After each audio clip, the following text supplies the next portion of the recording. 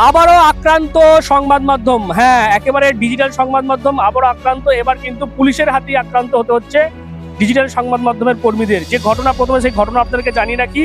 গতকাল রাতে আমতা থানা, অর্থাৎ হাওড়া জেলার আমতা থানা এলাকার গাজীপুর বটতলায় দীর্ঘক্ষণ বিদ্যুৎ না থাকায়, বিদ্যুৎ সংযোগ না থাকার ফলে কিন্তু বেশ কিছু মানুষজন তারা রাস্তা অবরোধ করে দীর্ঘক্ষণ ধরে বিক্ষোভ দেখায় এবং সেই খবর পেয়েই স্থানীয় নিউজ পোর্টালের রয়্যাল বাংলার যিনি সংবাদ কর্মী রয়েছে শেখ রফিকুল সেখানে যায় এবং গিয়ে সে তার যে ঘটনা, সেই ঘটনাকে লাইভ সম্প্রচার করতে থাকে ফেসবুক পেজের মধ্য দিয়ে।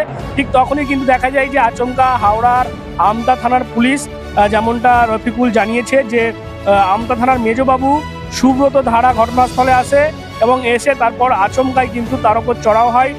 লাইভ চলাকালীন দেখা যায় যে অকথ্য গালিগালাজ এবং তারপর তার মোবাইল ছিনিয়ে নিয়ে তাকে সেখানে কিন্তু পুলিশ ভ্যানে তুলে নিয়ে তাকে চলে যাওয়া হয়। তারপর দীর্ঘক্ষণ তাকে ভ্যানে তুলে ঘোরাফেরা করা হয় এবং তারপর থানাতেও নিয়ে যাওয়া হয়। থানাতে নিয়ে গিয়ে দীর্ঘক্ষণ বসিয়ে রাখার পর গভীর মধ্যরাতে তাকে কিন্তু ছেড়ে দেওয়া হয়। এবং এই ঘটনার প্রতিবাদেই আজকে আমরা দেখলাম একেবারে হাওড়ার যে এসপি অফিস, সেখানেই ডিজিটাল মিডিয়া ফেডারেশনের যারা কর্তারা রয়েছে, বিভিন্ন নিউজ পোর্টালের যারা সাংবাদিক, তারা গেছিলেন।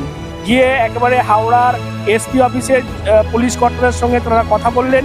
ব্যাপারটা হচ্ছে, আমরা বিভিন্ন সময় দেখেছি যে বিভিন্ন কভারেজ করতে গিয়ে, গ্রাউন্ড রিপোর্ট করতে গিয়ে মানে সাধারণ আন্দোলনকারীদের সাথে পুলিশ আমাদেরকেও তুলে নিয়ে চলে যায়। সেগুলো মোটামুটি ভুলবশত করে নিয়ে ঠিক আছে, কিন্তু বলার পরেও যে আমি সাংবাদিক, আমি এটা কভারেজ করছি, তারপরেও তাকে সাংবাদিক হওয়ার জন্য গালাগালি দিয়ে একজন অফিসার তাকে তুলে নিয়ে চলে গেলেন। পরে অবশ্য রাতে ছেড়েছেন, কিন্তু তার ছাড়ার পরেও তাকে হুমকি দেওয়া হয়েছে থানায় এসে দেখা করবে পরের দিন সকালে।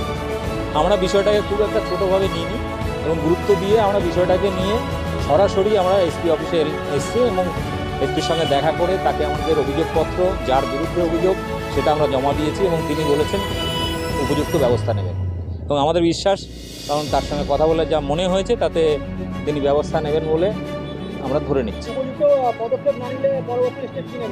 পরবর্তী স্টেপ এনার যারা উপরে আছে তাদের কাছে আমরা যাব, কারণ যেখানে ভুল করে পুলিশ আন্দোলনকারীদের সাথে একজন সাংবাদিককে তুলে নিল, ভুল করে হয়ে যায়, পরে ছেড়ে দেয়, কিন্তু এখানে তোলার সময়ও গালাগালি করছে মিডিয়া বলার পরেও, এমনকি ছাড়ার সময়ও তাকে হুমকি দেওয়া হয়েছে পরের দিন সকালে আসতে।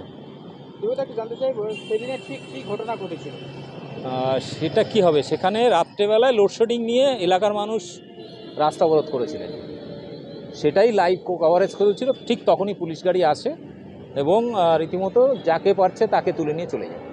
এবং এটা আমতা থানা।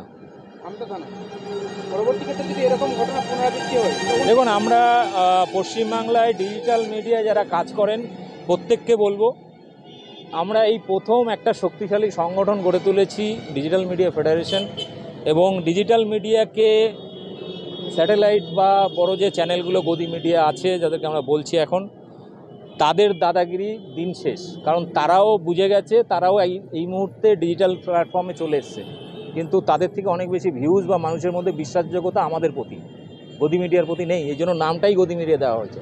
ফলে আগামী দিনে ভবিষ্যৎ ফলে আমাদের উপরে যদি কোনো আক্রমণ আসে, সেক্ষেত্রে কিন্তু আমরা হয়তো কমপ্লেন করছি, এরপরে এর থেকে আরও কোনো বড় রাস্তা আমাদের হাঁটতে হবে, যদি না এই ধরনের ভুল না হয় আর কি। এবং এই যে ঘটনা, যেভাবে নিগৃহীত হতে হলো একজন সংবাদ কর্মীকে, তার প্রতিবাদ তারা কিন্তু করলেন। একটা ডেপুটেশনও দেওয়া হয়েছে পুলিশ কর্তার হাতে এবং তারা আবেদন করেছেন যাতে আগামীতে কোনোভাবেই এই ডিজিটাল মিডিয়ার ওপরে আঘাত না আনা হয়। বিশেষ করে পুলিশের কাছ থেকে তো একদমই আশা করা যায় না যে এরকম একটা নক্কারজনক ঘটনা ঘটার, কারণ যেভাবে ভিডিওতে আমরা দেখতে পাচ্ছি সেখানে নক্কারজনকভাবে গালিগালাজ করা হচ্ছে সংবাদকর্মীকে, পাশাপাশি তাকে কিন্তু তুলে নেওয়া যাওয়া হয়েছে ভ্যানে করে। এটা একেবারে অসম্মানজনক একজন সংবাদ মাধ্যমের কর্মী হিসেবে, যার কারণেই এই ঘটনার তীব্র নিন্দা জানিয়ে আজকে হাওড়ার এসপি অফিসে গিয়ে ডিজিটাল মিডিয়া ফেডারেশনের যারা সদস্য তারা গিয়েছিলেন এবং তারা আবেদন করেছেন যাতে আগামীতে এরকম ঘটনা না ঘটে এবং যেই অফিসার, অর্থাৎ এই আমতা থানার যিনি মেজবাবু রয়েছেন সুব্রত ধারা, তার বিরুদ্ধে যাতে আইনানুগ ব্যবস্থা নেওয়া হয় সেই ব্যাপারেও কিন্তু আশ্বাস দিয়েছেন যিনি পুলিশ কর্তা ছিলেন। জানিয়েছেন যে বিষয়টি খতিয়ে দেখে যা ব্যবস্থা গ্রহণ করার হবে ওই অফিসারের বিরুদ্ধে ব্যবস্থা নেওয়া হবে বলেও আশ্বাস দিয়েছেন পুলিশ কর্তারা। এই ঘটনা নিয়ে আপনারা কি বলবেন অবশ্যই কমেন্ট করেন কমেন্ট বক্সে। এরকম আরো খবর পেতে নজর রাখবেন ডিএনএন বাংলায়। ডিএনএন বাংলা সবার মনে সবার ফোনে।